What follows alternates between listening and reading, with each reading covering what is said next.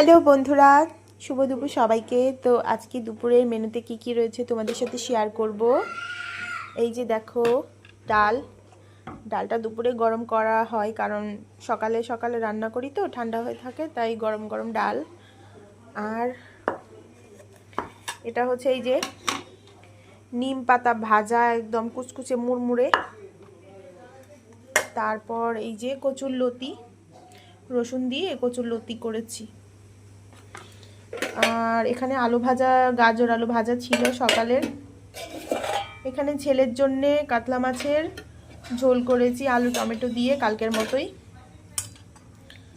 আর এখানে হচ্ছে এই যে আলু টমেটো দিয়ে কাতলা মাছের ঝোল করেছি আমাদের জন্যে, কালিয়ার মতো। তো এগুলোই হচ্ছে আজকে দুপুরের মেনু। তো কেমন হয়েছে কমেন্টে কিন্তু অবশ্যই জানাবে। আর এই যে ভাত, তো এগুলোই মেনু। তো কমেন্টে জানিও। টাটা।